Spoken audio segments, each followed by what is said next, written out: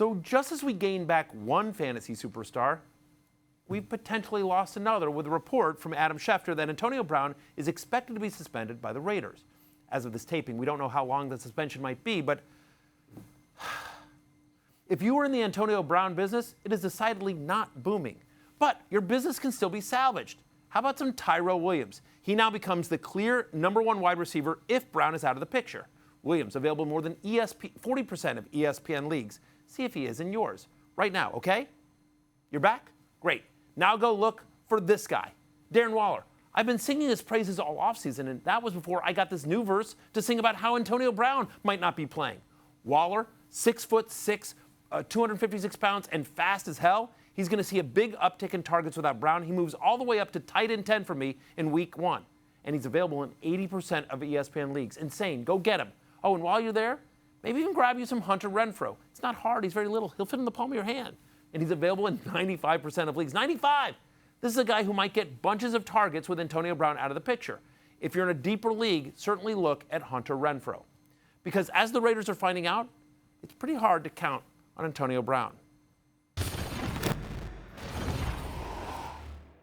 Daniel, where are you? Secret Squirrel, Matthew, where are you? Yeah, what's up? There you go. Daniel, as a token of my appreciation for all of your hard work on this show over the last 3 years, I got you something. Wow, Matthew, what? It's a piece of jewelry that I would never wear.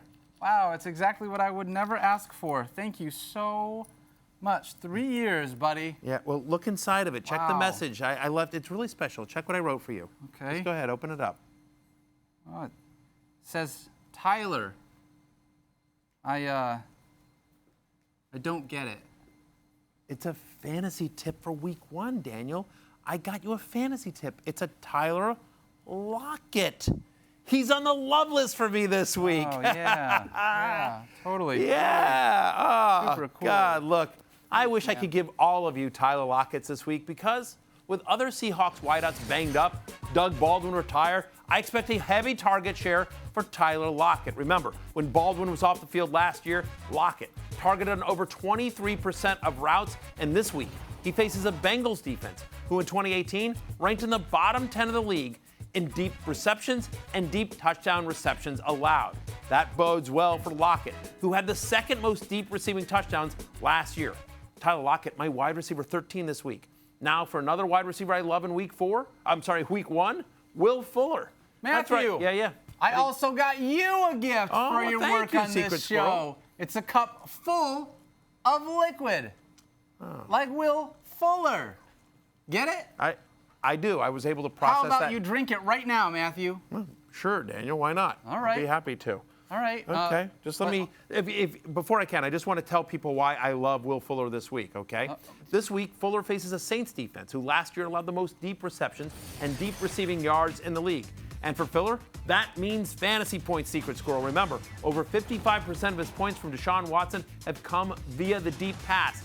I have Fuller as a top 30 play this week. All right, great, Matthew. Drink up. Come on, buddy. Okay. 3 years. Three whole years. Good to go. All right, buddy. All right, I filled it with poison.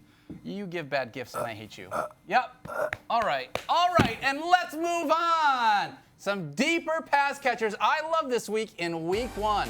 I like D.D. Westbrook to be one player who should benefit from a high-scoring game against the Kansas City Chiefs.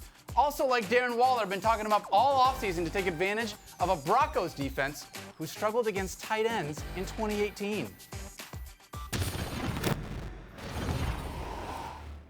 Time for week 1 wide receiver hate, and they're both from the same game, Colts versus Chargers. Now, is it because I'm biased against all teams named after popular Dodge models of the 1970s?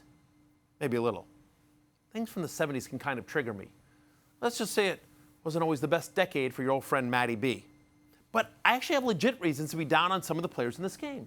Take, for example, T.Y. Hilton.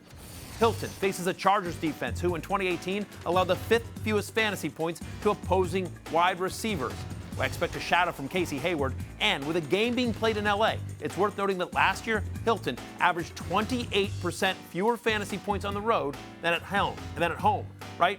No Andrew Luck in this one, obviously, so Hilton only wide receiver 25 for me this week, and he makes the hate list. as is Mike Williams facing him in the same game.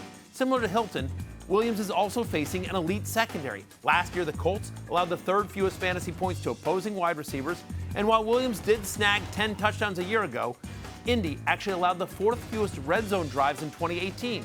Williams just my wide receiver 38 in week 1, only a very marginal flex play consideration in deeper leagues.